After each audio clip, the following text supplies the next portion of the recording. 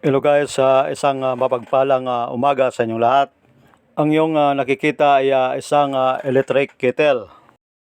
Muli kong isi-share sa inyo kung paano ang pag-repair at pag-troubleshoot at pagpalit ng mga spare parts ng ganitong electric kettle.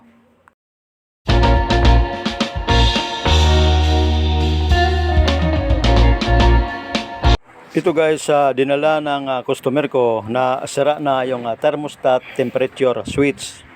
Pag ganito ang sira ay kailangan na ng replacement ng kanyang thermostat temperature switch. Kung makikita nyo guys, dito nilagay ng customer yung mga natanggal na parts. So buo pa ang kanyang knob.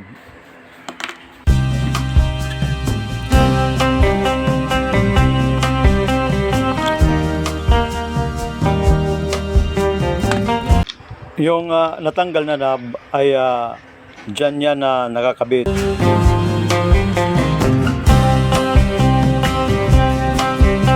So ngayon guys, ganito lang ang pagtanggal niyan.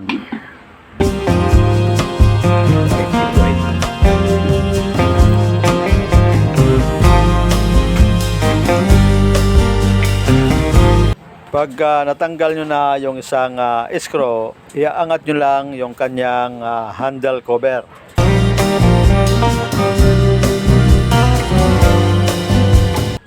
Ganon lang guys ang pagtanggal ng kanyang handle cover. So yan ngayon ang sarang switch na papalitan natin.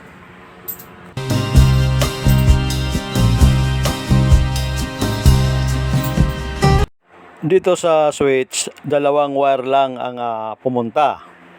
Yan ngayon ang tatanggalin natin.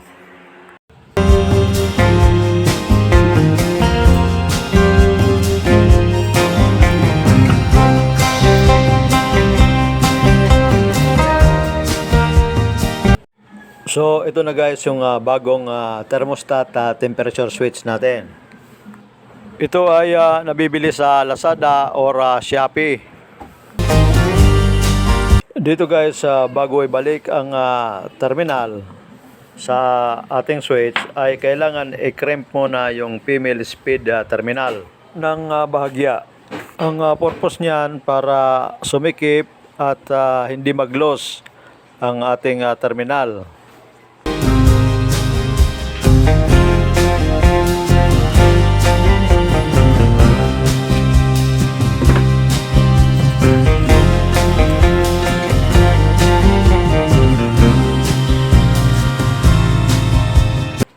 Sa pagbalik ng terminal, kahit magkabaliktad yan ay walang problema dahil switch lang naman yan.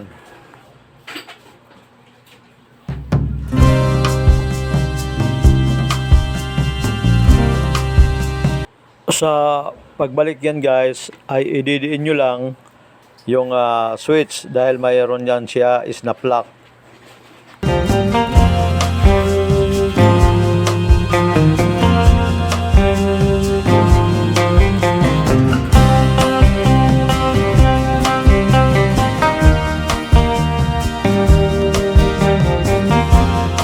So, ganun lang ang pagbalik niyan. At pagkatapos niyan, ay i-screw ang kanyang lower portion mounting.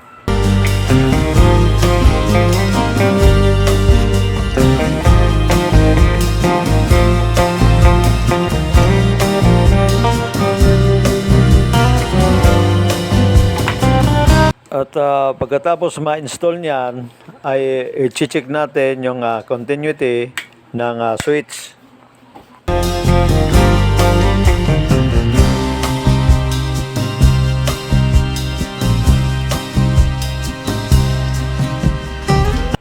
Makikita nyo guys ay walang reading dahil yan ay naka-off position. Ngayon i-on natin, dapat yan ay may reading. So okay ang switch at ganun lang ang pagtestar niyan. Yan ang terminal na tinester natin. At pagkatapos niyan ay kailangan testerin natin yung terminal ng base thermostat. Yan guys ang terminal ng base thermostat. Round type siya. Diyan nakakonek yung heating element ng electric kettle natin. Diyan natin titesterin. Kailangan pag in-on yung switch ng electric kettle ay kailangan ito ay may reading. Ngayon guys ay i-on natin yung switch at titesterin natin yung round terminal. Yan guys, kung makikita nyo walang reading ang tester natin. So ibig sabihin may problema itong kanyang base thermostat. Ngayon kailangan natin buksan para ma-troubleshoot at kung sira na ito ay kailangan palitan.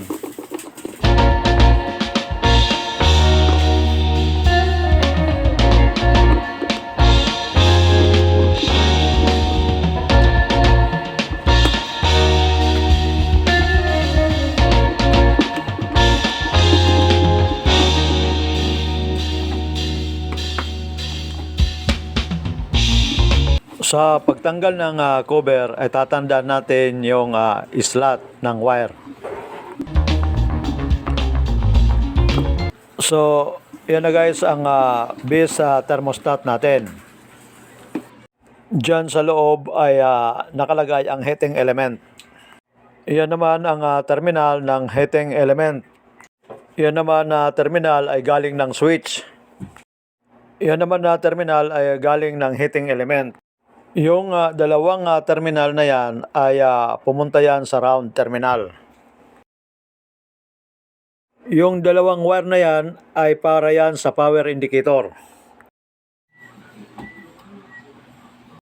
So, ganito ang pag-troubleshoot nito. Kailangan tanggalin yung terminal para maging maganda yung pag-tester natin.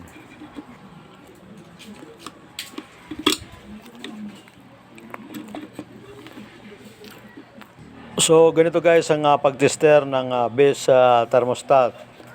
Kailangan yung dalawang terminal na yan ay may reading. Kung makikita nyo, yung inner round terminal ay may reading. Susunod naman natin yung outer round terminal. Kung makikita nyo ay walang reading. Dapat yan ay may reading. So, ibig sabihin yan ay sira na itong base thermostat. So, dito guys, kailangan natin tanggalin ito para mapalitan. Sa pagtanggal nito, may makikita kayong tatlong nut. Iyan lang ang kailangan tanggalin.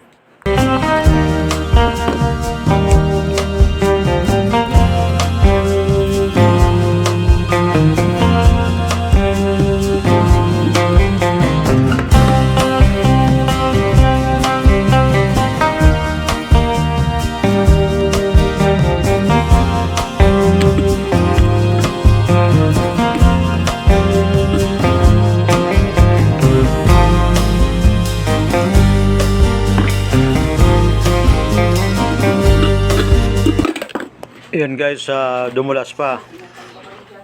Ang purpose nito guys, bakit meron nito, ay protection ito ng ating heating element. Ito ay mag-o-open pag sobra na ang init ng ating heating element. Kaya ito ay pag nasira ay hindi nagagana ang ating electric kettle. So ito na guys ang ating bagong base thermostat. Parehas yan sila ng mounting. Ang pinagkaiba lang niyan ay ang location ng kanyang terminal.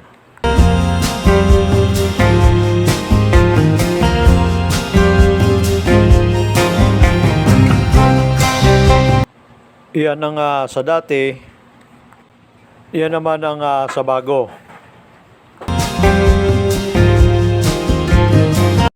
Kailangan bago install ay testerin muna.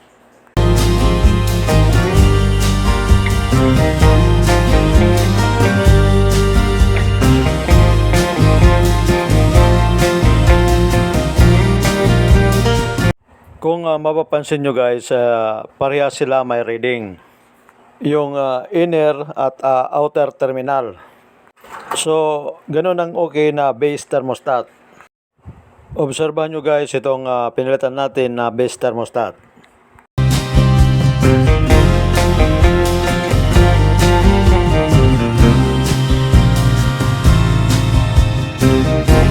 Makikita nyo, isa lang ang may reading. Dito guys, i-install na natin yung bagong base thermostat.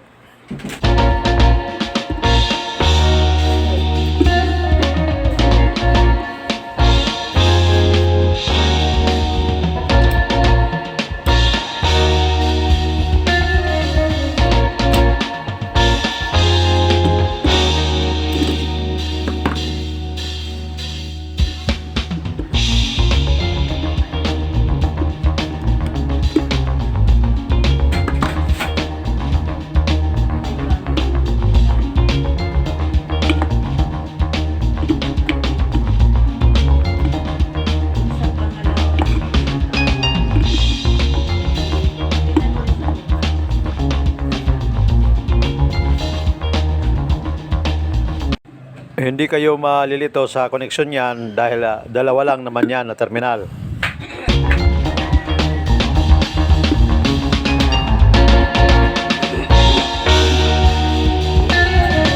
Pagkatapos natin ma-install niyan ay kailangan testerin uli natin.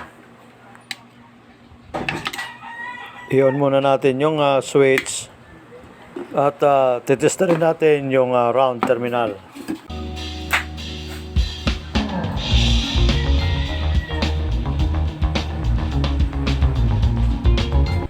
Kung mapapansin nyo guys, may reading na yung base thermostat natin.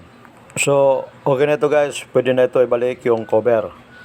Sa pagbalik nyo ng cover, ay kailangan ilagay nyo muna yung power indicator.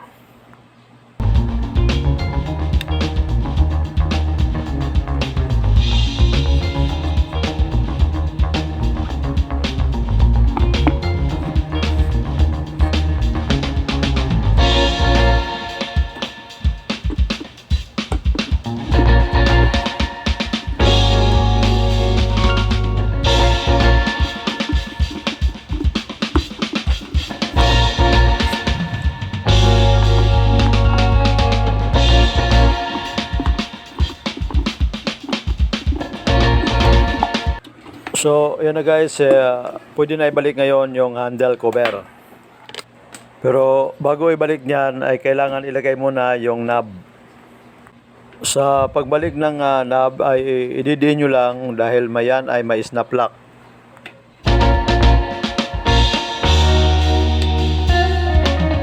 So, ganun lang guys ang paglagay niyan. At pagkatapos niyan, kung makikita nyo, mayroon yan na lock yung takip.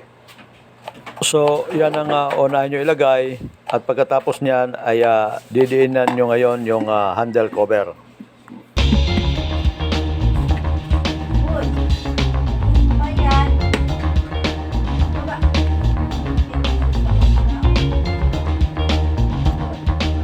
Pagkatapos niyan ay ilalagay nyo na ngayon yung screw.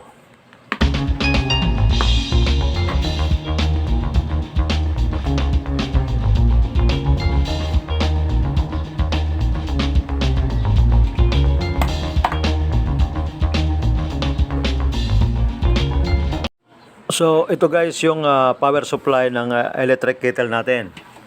Kung makikita nyo, mayroon yan dalawang contact. Diyan tumatama ang dalawang round terminal pag nilalagay ang electric kettle. Ngayon bago tayo mag-testing, kailangan testerin muna natin itong power supply kung okay. So ganito lang ang pag-tester yan guys.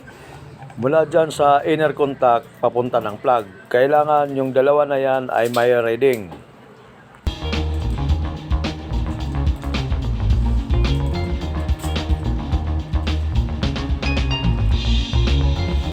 Kung mapapansin nyo, ang dalawang contact ay may reading. So okay itong power supply.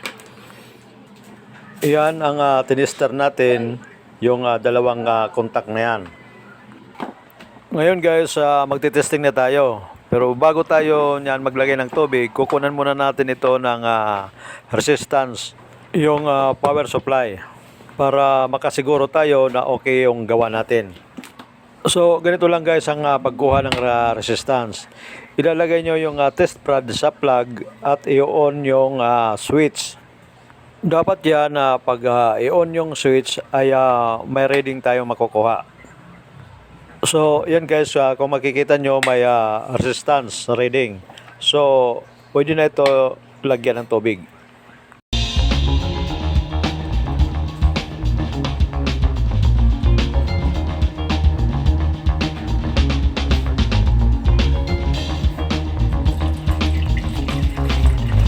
Konti lang ang ilalagay natin na tubig dahil magtitesting lang naman tayo.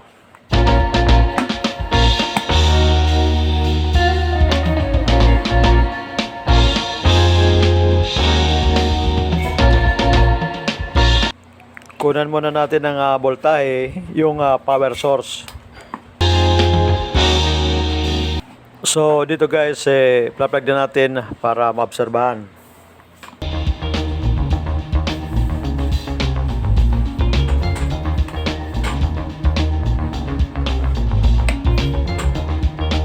Kung maobserbahan nyo, ay umilaw yung power indicator natin. Ibig sabihin yan, may pumapasok ng kuryente doon sa heating element. Dito guys, pag kumulo na, kailangan mag-automatic switch off yung thermostat temperature switch.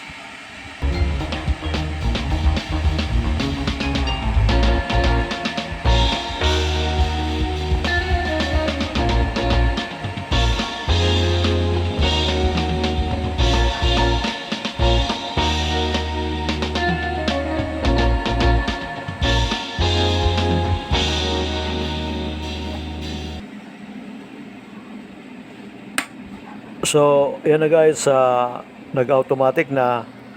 Maraming salamat sa inyong panonood. Sana ay nakapagbigay ako sa inyo ng konting ideya patungkol sa pag-repair ng electric kettle.